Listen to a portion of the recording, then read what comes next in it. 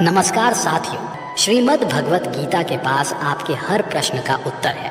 चाहे आपकी कोई भी परेशानी हो, कोई भी इच्छा हो, श्रीमद् भगवत गीता आपके हर प्रश्न का उत्तर देती है, आपकी हर समस्या का हल देती है। चाहे वह परेशानी आपके मन की हो, धन की हो, या आपके शरीर की हो, या आपके रिश्तों की हो, आपको अपनी हर समस्या का उत्तर श्रीमद् भगवत गीता में ज़रूर मिलेगा। कि मनुष्य को हमेशा अपने कर्म पर ध्यान लगाना चाहिए, ना कि इस बात पर कि लोग क्या कहेंगे या लोग क्या सोचेंगे। क्योंकि जब हम इस बात की परवाह करते हैं कि लोग क्या सोचेंगे, तब हम अपना कार्य ठीक से नहीं कर पाते। एक बार एक फल वाला बाजार में बैठकर फल बेच रहा था। उसने अपने पीछे एक बोर्ड लगाया हुआ था, जिस पर उसने चाणक्य से लिख रखा था कि यहाँ ताज़े फल बेचे जाते हैं। एक ग्राहक ने उससे कहा, हमें मालूम है तुम यहाँ बैठे हो, वहाँ नहीं। इस पंक्ति में से यहाँ शब्द मिटा दो। फल वाले ने वो शब्द मिटा दिया और अब बचा, ताज़े फल बेच जाते हैं। एक दूसरा ग्राहक बोला, हम जानते हैं तुम ताज़े फल बेचते हो, कोई सड़े हुए तो नहीं बेचते, इसलिए इस वाक्य से ताज़े मिटा दो। फल वाले ने ताज़े भी मिटा दिया और बोर्ड पर बचा कि फल बेचे जाते हैं। तब एक और ग्राहक आया और उसने बोर्ड को पढ़कर फल वाले से कहा, पीछे क्या लिख रखा है? बेचे जाते हैं। हमें पता है तुम बेचने के लिए ही बैठे हो, कोई मुफ्त में थोड़े ही ना बांट रहे हो, चलो मिटाओ इसे।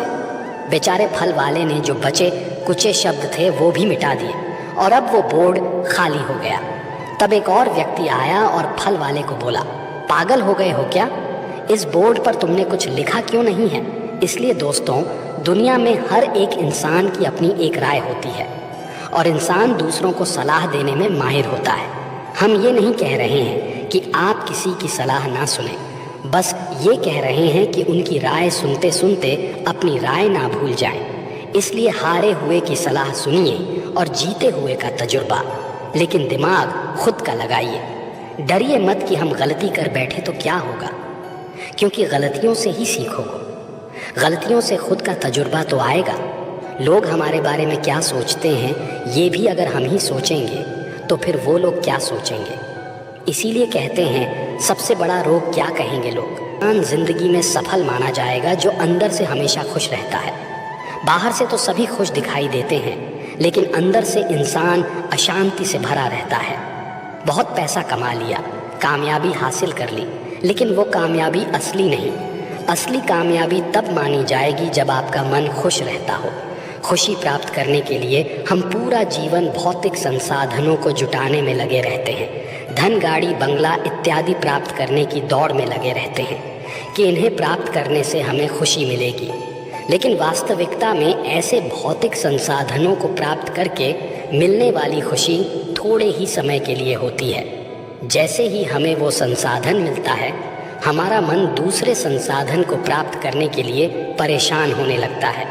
इसीलिए भगवत गीता में भगवान श्री कृष्ण कहते हैं कि मनुष्य वास्तव में खुशी तभी प्राप्त कर सकता है जब वो अपनी इच्छाओं को वश में करके और उनका त्याग करके आध्यात्मिक पथ पर आगे बढ़ता हुआ भगवत प्राप्ति के लिए प्रयास करता है, ईश्वर की भक्ति करता है। ऐसा मनुष्य जो सभी कामनाओं से रहित होकर सुख और दुख को समान भाव से देखता है, वो भीतर से आनंद और संतोष को प्राप्त करता है। जिंदगी में धोखा अपने ही देते हैं, क्योंकि उनको आपकी कमजोरियों का पता होता है। बाहर वाला आपको धोखा नहीं दे सकता, क्योंकि उसको आपके बारे में पता ही नहीं है कि आपको चोट कहाँ पहुँचती है। लेकिन जो आपका अपना है, आपका खास है, उसे बहुत गहराइयों से पता होता है कि आपकी कमजोरी क्या है। ऐसा क्या करें जिससे इसको दर्द पहुँचाया जा सके, जिससे इसको हम नीचा दिखा सकें। ये कलयुग है, इसमें बाहर वालों से नहीं, जो हमारे अपने हैं उनसे ही सावधान रहना होता है।